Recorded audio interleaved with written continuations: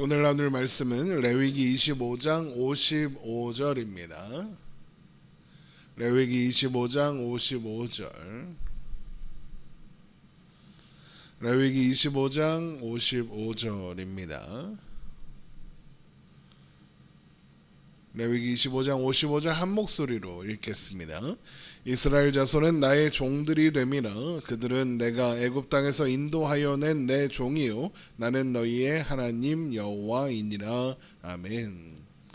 레위기 25장에는 희년의 규례가 기록되어 있습니다. 그 중에서 오늘 본문이 있는 부분에는 이스라엘 백성이 가난하여 종이 되는 것을 방지하고 또 불가피하게 종이 될 수밖에 없었던 자의 회복을 위해서 이스라엘 백성들이 해야 할 것에 대한 규례입니다.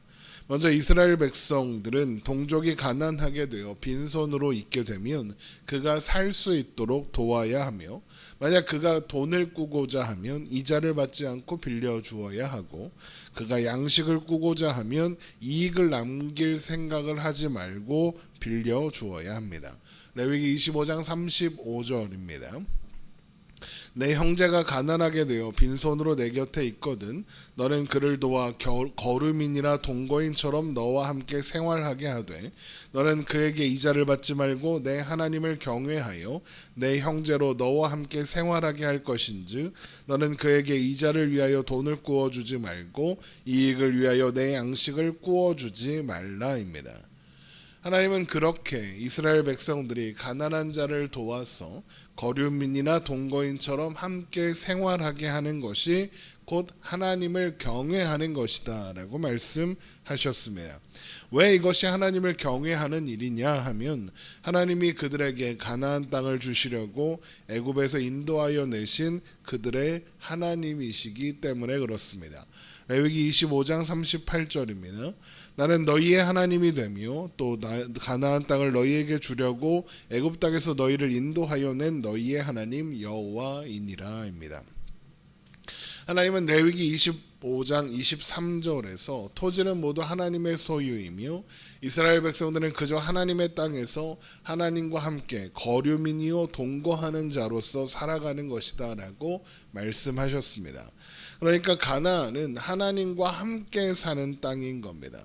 결국 하나님은 이스라엘 백성들을 하나님의 땅에서 하나님과 함께 하나님의 백성들이 거류민이요 동거하는 자로 살게 하신 것처럼, 선대하사 그들을 위하신 것처럼 이스라엘 백성들 또한 가난한 자가 그들과 함께 거류민이나 동거인처럼 살 수 있도록 도와라, 선대해라, 위해 주어라 라고 말씀하시는 겁니다.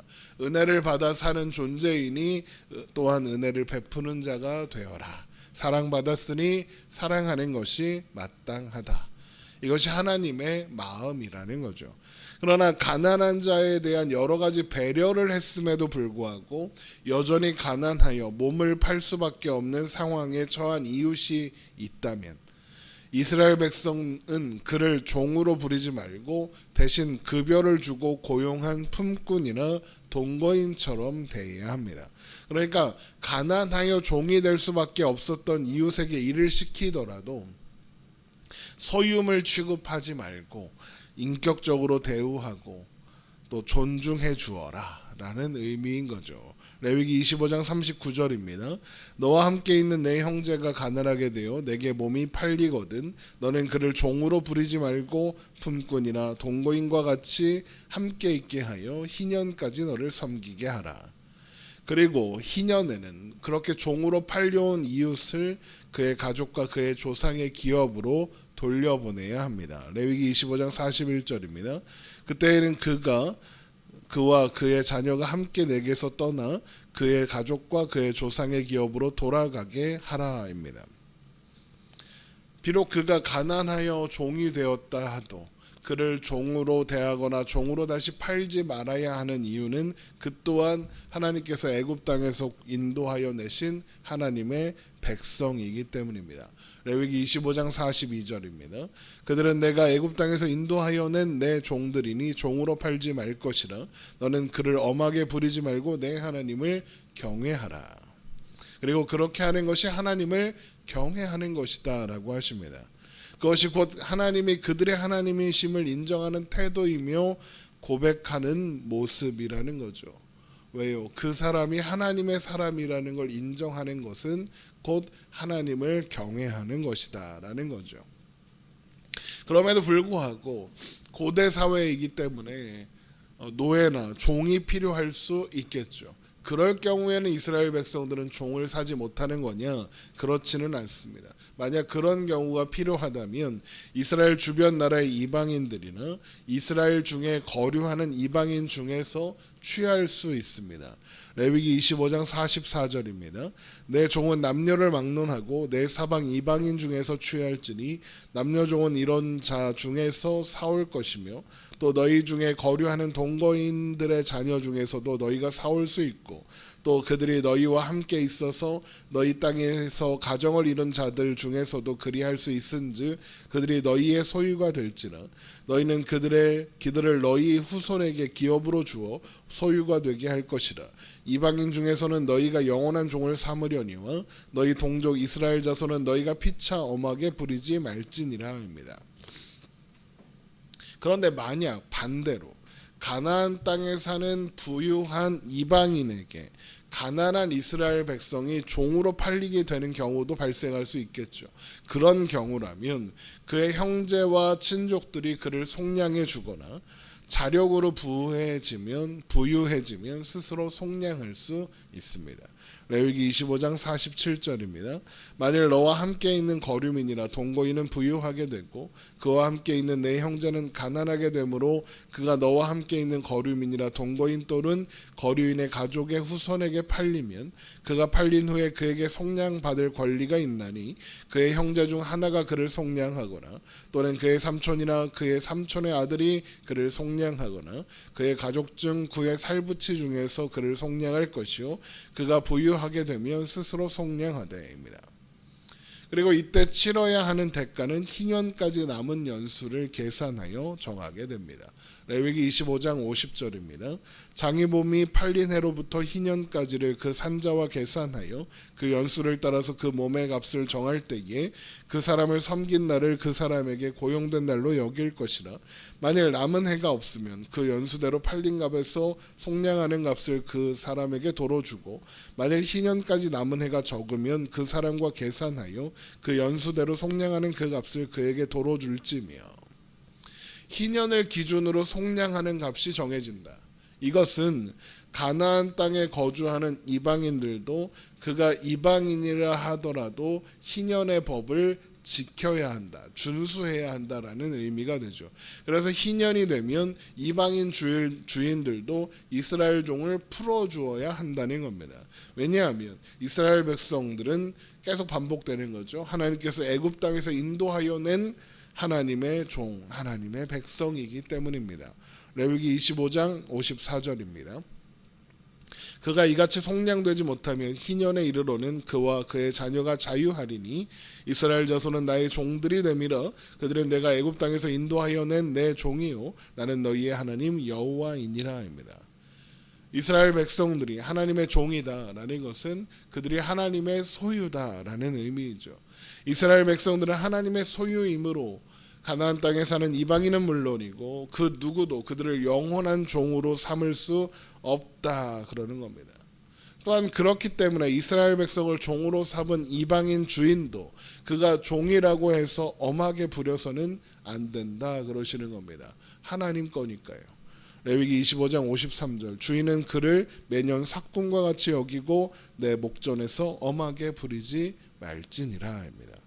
내 목전에서, 이 말은 이스라엘 백성들의 눈앞에서라는 의미입니다. 이방인 주인이 이스라엘 사람 종을 엄하게 부리지 않는지 동족인 이스라엘 백성들이 살펴야 한다라는 겁니다.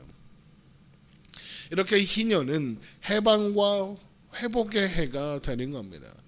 이것은 출애굽이라는 과거의 구원의 사건이 현실에서 재현되는 겁니다.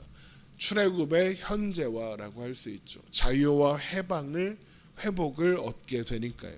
이스라엘 백성들은 하나님께서 그들을 구원하셨다는 사실, 하나님이 그들의 하나님이시라는 사실을 항상 기억하고 잊지 말아야 하는 겁니다. 그런데 생각해 볼 게 있죠.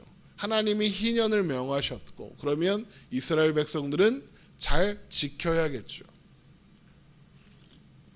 그러면 이스라엘 백성들은 그걸 잘 지켰을까요? 여러분 한번 성경을 읽어보십시오. 놀랍게도 성경에서 희년을 지켰다는 말씀, 기록을 찾을 수가 없습니다. 물론 기록이 없다고 해서 지켜지지 않았을 거다라고 단언할 수 있습니까? 물론 그렇게 말할 수도 있습니다. 하지만 우리가 이제까지 살펴본 것처럼 희년은 엄청난 사건입니다. 토지가 원래 소유자에게 돌아가고 종들이 해방됩니다. 그런데도 기록이 없다는 것은 지켜지지 않았기 때문이다라고 보는 것이 가장 합당해 보입니다. 가나안 입성 이후 삶을 기록한 사사기에서 이스라엘 백성들이 어떻게 삽니까? 하나님의 말씀에 순종하여 삽니까? 아니요, 그렇지 않았습니다. 그들은 언제나 하나님과 관계없이 자기 소견에 오른 대로 살았습니다. 이스라엘에 왕이 없어서 그랬다라고 합니다. 아니요, 있었습니다. 하나님이 그들의 왕이십니다. 그들은 단 한순간도 하나님의 소유가 아닌 적이 없었습니다. 그러나 그들은 각기 자기 소견에 옳은 대로 행하며 살았다라는 겁니다. 그런 그들이 안식년의 규례, 희년의 규례를 지켰을 리가 없습니다. 그러면 희년을 명하신 하나님의 말씀은 그렇게 사라진 걸까요? 그렇지 않습니다. 아무도 희년을 지키지 않았지만 하나님은 희년을 지키겠다 말씀하시기 때문입니다. 우리 이사야서를 한번 가보겠습니다. 이사야 61장 1절입니다. 이사야 61장 1절 말씀. 주 여호와의 영이 내게 내리셨으니 이는 여호와께서 내게 기름을 부으사 가나안 자에게 아름다운 소식을 전하게 하려 하심이라. 나를 보내사 마음이 상한 자를 고치며 포로된 자에게 자유를, 갇힌 자에게 노임을 선포하며 여호와의 은혜의 해와 우리 하나님의 보복의 날을 선포하여 모든 슬픈 자를 위로하되 무릇 시온에서 슬퍼하는 자에게 화관을 주어 그 죄를 대신하여 기쁨의 기름으로 그 슬픔을 대신하며 찬송의 옷으로 그 근심을 대신하고 그들이 의의 나무 곧 여호와께서 심으신 그 영광을 나타낼 자라 일컬음을 받게 하려 하심이라. 하나님께서 기름을 부으시고 하나님의 영이 임하신 분을 통하여 가난한 자, 마음이 상한 자, 포로된 자, 갇힌 자에게 자유가 선포될 것이다. 여호와의 은혜의 해와 여호와의 보복의 날, 곧 보상의 날이 선포될 겁니다. 이게 희년입니다. 그러면 이 약속이 어떻게 성취되었을까요? 누가복음 4장에 가봅니다. 누가복음 4장 16절입니다. 누가복음 4장 16절. 누가복음 4장 16절입니다. 예수께서 그 자라신 곳 나사렛에 이르사 안식일에 늘 하시던 대로 회당에 들어가서 성경을 읽으려고 서심해 선지자 이사야의 글을 들이거늘 책을 펴서 이렇게 기록된 데를 찾으시니 곧 주의 성령이 내게 임하셨으니 이는 가난한 자에게 복음을 전하게 하시려고 내게 기름을 부으시고 나를 보내사 포로된 자에게 자유를, 눈먼 자에게 다시 보게 함을 전파하며 눌린 자를 자유롭게 하고 주의 은혜의 해를 전파하게 하려 하심이라 하였더라. 우리 금방 읽었던 이사야 61장의 말씀이죠. 그리고 계속 봅니다. 누가복음 4장 20절 책을 덮어 그 맡은 자에게 주시고 앉으시니 회당에 있는 자들이 다 주목하여 보더라. 이에 예수께서 그들에게 말씀하시되 이 글이 오늘 너희 귀에 응하였느니라 하시니입니다. 예수님께서 이 말씀을 성취하셨다라고 선포하는 겁니다. 예수님이 희년의 약속, 희년의 정신을 이루실 메시아다라는 겁니다. 그래서 예수님께서 죄의 종되었던, 사망의 종되었던 우리를 영원히 속량하시는 겁니다. 그렇게 우리에게 잃어버렸던 본향, 하나님 나라를 주시는 겁니다. 예수님께서 우리에게 희년을 성취하사 희년을 살게 하신 겁니다. 결국 희년의 규례가 말하고 있는 것들은 예수 그리스도를 통해 시작되고 또한 완성될 구원과 하나님 나라에 대한 것이라는 겁니다.